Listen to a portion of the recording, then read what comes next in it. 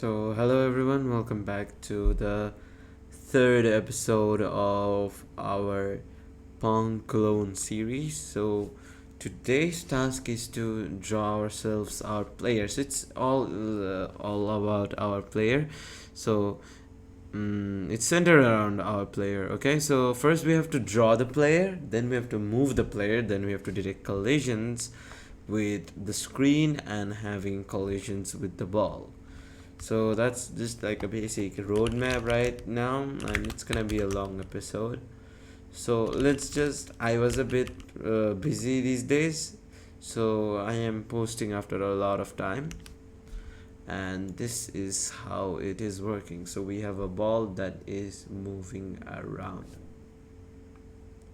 It bounces off from surfaces to surfaces, and the first thing I need to do is get ourselves a rectangle shape, and it would be our player. So let's making the player. Actually, let's name it better. Let's just name it player attributes.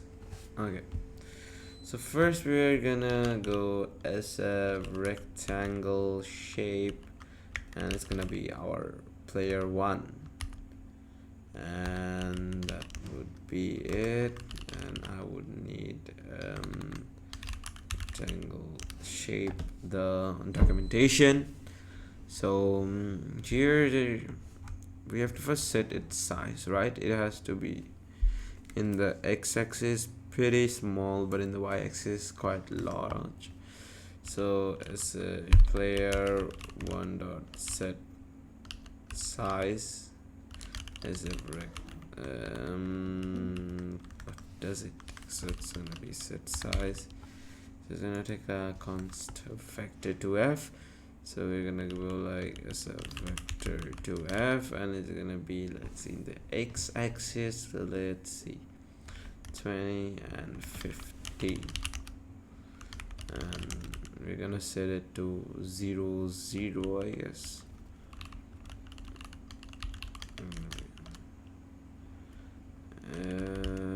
Player 1 dot set position.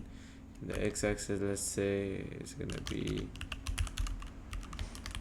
10, and then the y-axis, it's gonna be 0. And we're gonna go, it's gonna be player 1 dot set fill, player 1 dot set fill color, and it's of color white. Yep. So we're just gonna draw this thing now. Window dot draw our player 1.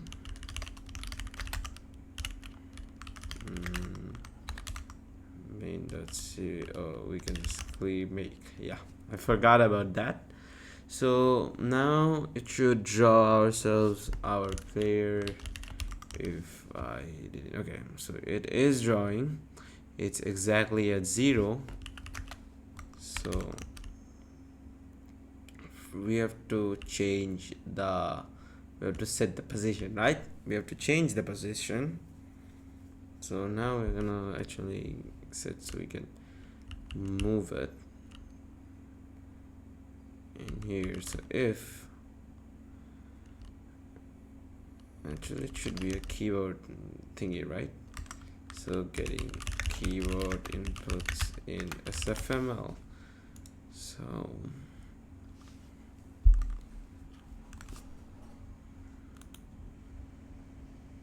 let's see how it works. In the event dot type, right? If event dot type double equals sf event keyboard key pressed, yeah, key pressed. If sf keyboard is key pressed, is sf keyboard, and let's say double then we are gonna go and do handle something. So if it's channel, then we're gonna player one dot set position.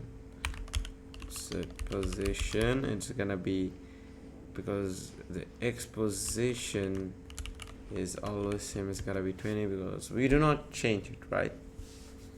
At the y position we say player dot get player one dot get global bounds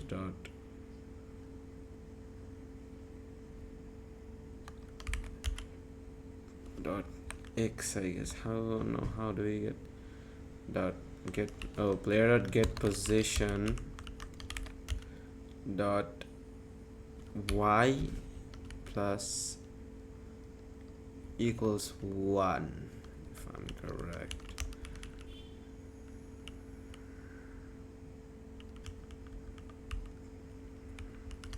Plus let's see, so cannot assign to return value because get position returns a constant value. Okay, now what can we do, because it returns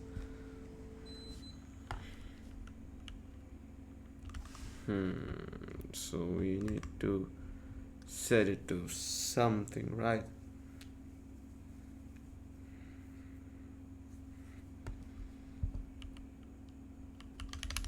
So we need to set something like player val is equal to 4, integer player val is equal to 4,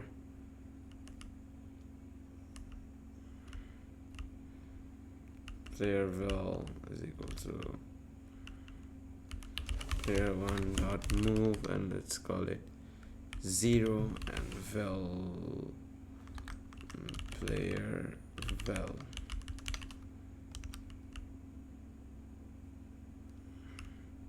right. So we are gonna say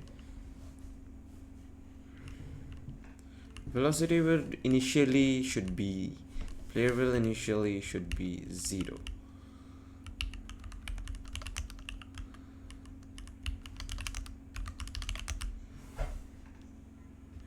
Player will initially should be 0, and if W is pressed, we're gonna go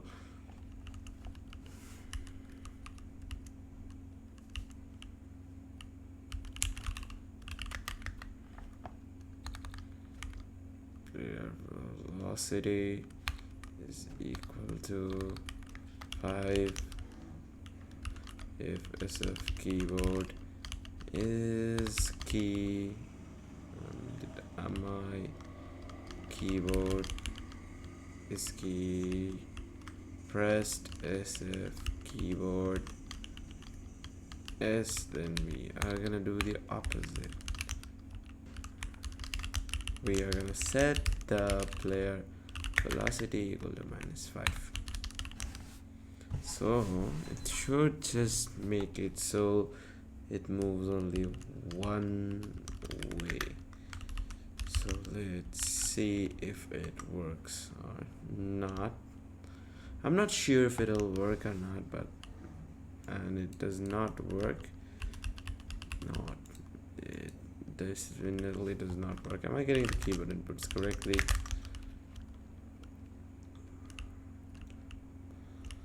Let's do it. Standard cout, C with an inline, standard inline.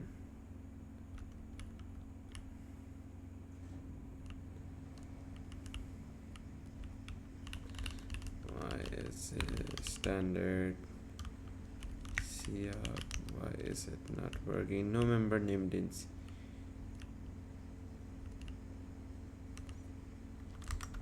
standard cout. Why isn't cout working? No member, and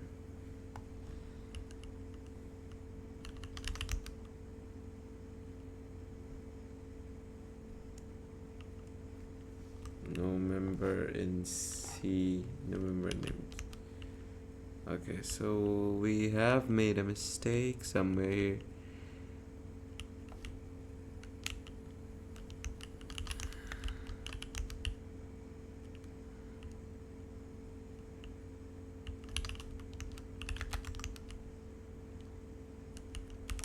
Standard C out, C within standard inline, then standard C out, H standard inline. So we're gonna see if our keyboard inputs are working, and from there we will learn what we are doing wrong. So I'm gonna press W, and as it is not working, so taking keyboard inputs in SFML, so we need to know how keyboard. So first in the event checker, so case event key press, if keyboard is pressed, keyboard A. So it would be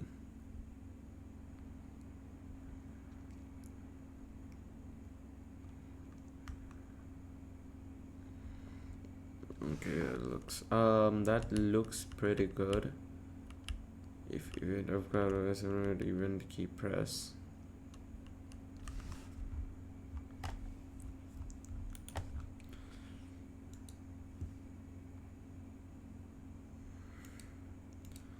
okay, so let me see how it is working.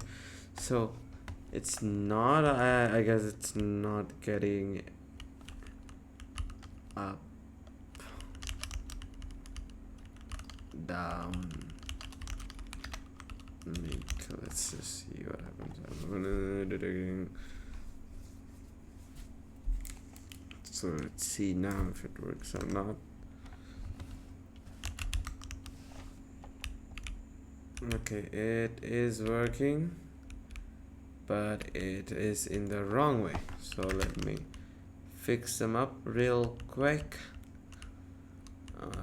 So let's just change this to minus and change this to positive. So if we make it and we make clean it, it should work like a charm. Okay, so it's going down and it's going up. I would love to increase the like the speed of this thing, because it pauses every now and then.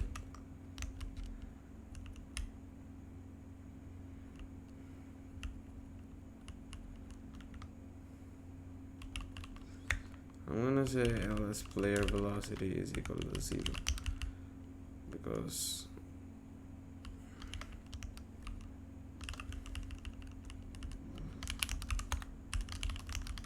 let's see what happens now. I want it to go like pretty smooth, and it has to be pretty cool looking too. So I'll increase the speed to 10, because it has to be a 10, and the size should be increased too, right? So it's gonna be an 80 by, let's do a 30, and let's make it. So keyboard inputs are working properly. It's a pretty thick boy now, and somehow that just broke everything. So we are better with just keeping it here, I guess.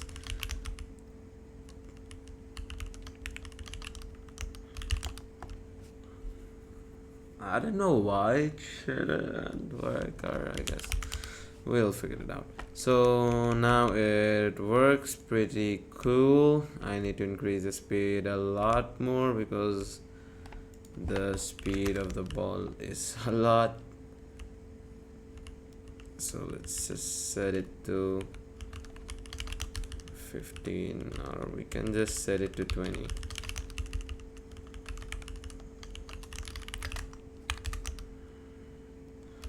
And with that, our movement physics should be done, because it just moves in a y-axis. It doesn't have to worry about, you don't have to worry about the other axes, right? And now it has to just be like, have to just set the up and down thingies so it doesn't grow out of the window. So it can be done pretty easily with the y-axis that I've already used here. So it's gonna be if player one dot get position dot y, as it's gonna be at greater than 0.0. if it's less than 0.0 f, then we're gonna be like game ball player one dot set. It's the same physics as what we have already done. 20 and actually 30 now. 30, and it's gonna be pretty much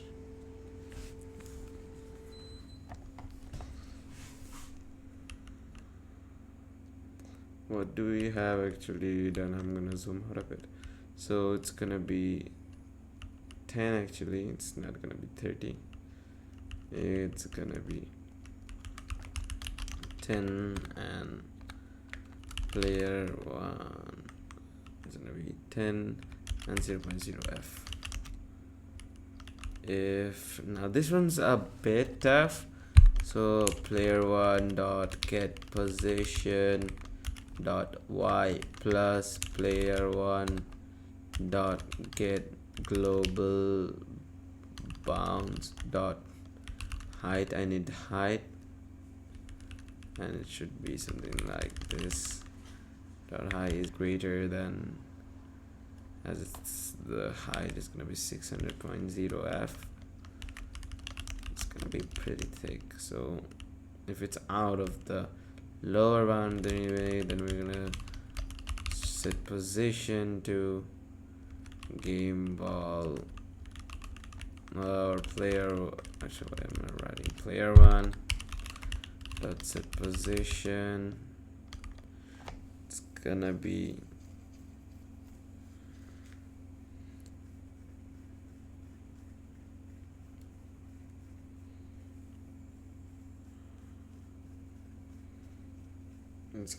our player 1. It's gonna be first, it's gonna be 10, like that's our x coordinate. Then 600.0 minus our player's velocity, player vel, and minus our game ball dot get global bounds dot height. If I'm correct, that should, let's just see if it works or not, because I just copied it from my previous writings because I don't want to think about it when I write. So it does not go up, it's a bit glitchy, but it gets the work done. But this does not get the work done, and now it's not getting up, so there is some sort of bug there. So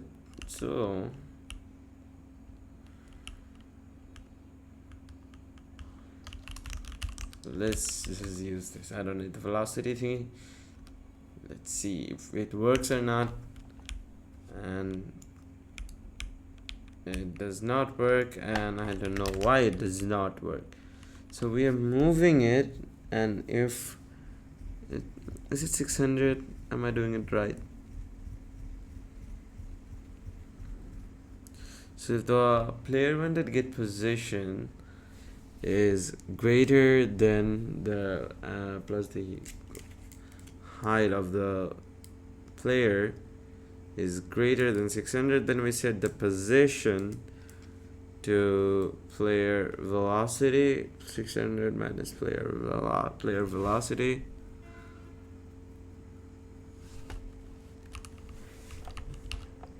Actually, it should be velocity dot x, I guess.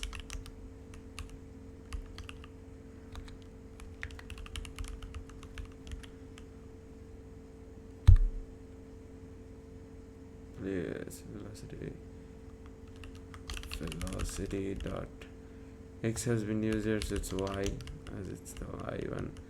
So it should be, let's remove the player velocity right here, make it, I removed the wrong code, and if it works then it's amazing, which it, okay, it does not work, and it's not going up, so it should be the plus player velocity. Let's say let's plus it, so it's gonna give me,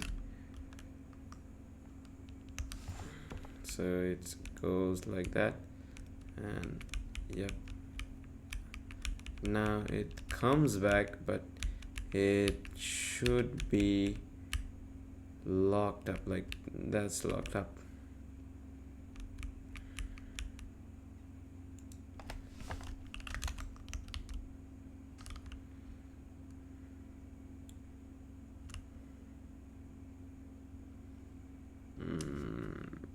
It does not work the way I intended to work. The plus velocity does not work like how it should work. So it should get me the height of the thingy, right? It should minus the height. Let's just change the minus to like plus the height.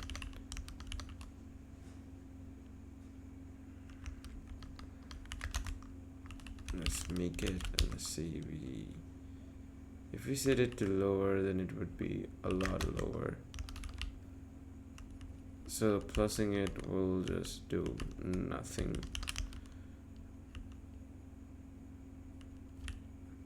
And here is our problem. It should be player one. There is our problem. That's a very big bug. That's why you do not always just copy and paste code by looking at it. You just have to know what to copy and paste. Now, yep, it works. It's a bit glitchy, and I'll think of a way to know what happened. So let's see. Now our big task is we have drawn the player, we have moved the player, we have set the collision. Now the biggest thing of all, the ball collision, and the collision between the ball and the collision between what can I say, like the ball and the player. So I'll be getting back at that in a bit. Okay, so I'm back, so let's just get back to it. Okay, so in here, so first things first, we need a boolean value. So boolean value collides is equal to player one dot get global bounds dot intersects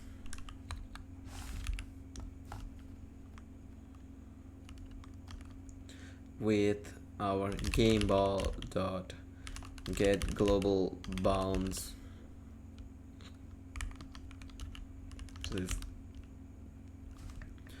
So reference to a non-static measurement, where did you mean it to call with no arguments? Did I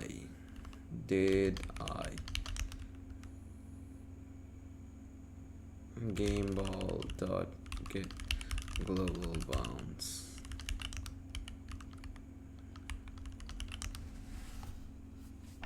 I have very low idea about it, so let's actually check.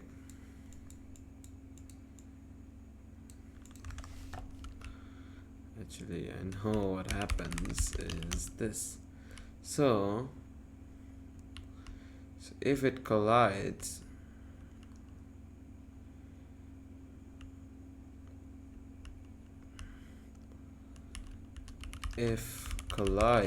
then we're gonna set velocity dot x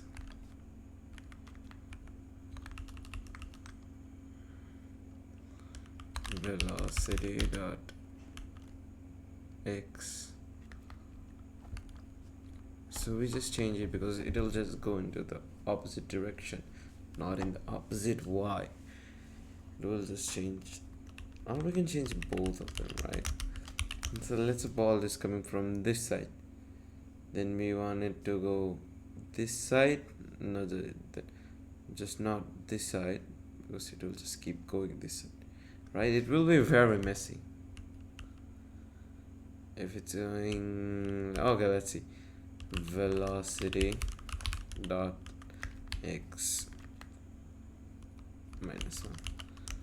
Let's just do it with this one and let's see what happens. Yup, it definitely did something there. So let's just collide it. It's very hard to know. It's very hard to play, and it is changing. It's changing. It's ever slow. Yup, it is changing. It's going in the wrong direction. And the first thing I'm gonna do is, now as I understand, I have to make it very slim.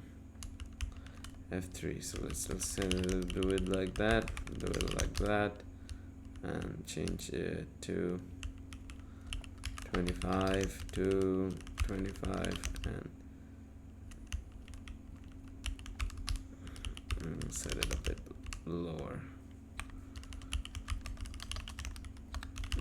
Now let's see what happens.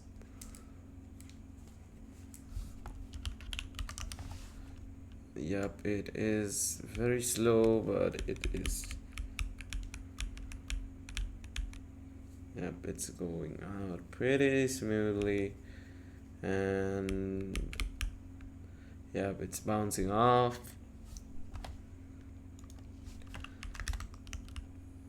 And if that happens, we don't just want the ball to bounce around. So now, if in only in the x-axis, we just don't do that. We just break it. We just return right now. It would be better to return only in the x-axis. We do return.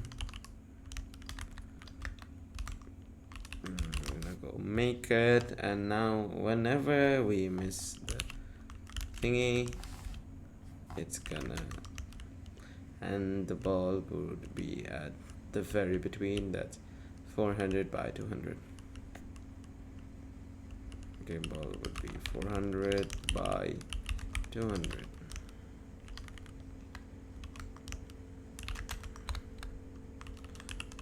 Oh yeah, it will be better if we just do it one thing. It's gonna be 0.0 and 0.0 f. I don't wanna start it always. If SF keyboard is key pressed, SF keyboard, and we set it to space. Now what we can easily do is do the same thing that we did here,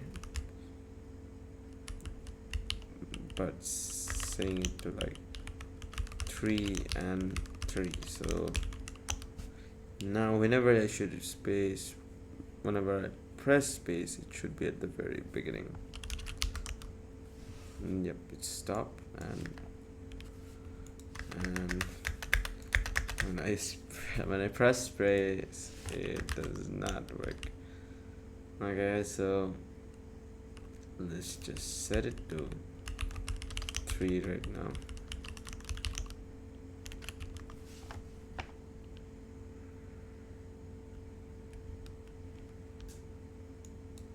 We will lose like that. So the basic thing we were going for is done. It collides with our ball. We have to change how our ball works for that, and it's pretty easy actually. If we just set the x2 minus, we have to add another player, then everything should be fine. And we can also make an AI or something for, so it automatically works. And the ball did bounce off, and here we lose. Okay, so we have the basic foundation for our game, and that's all for today. It has been a large episode. Thank you for supporting.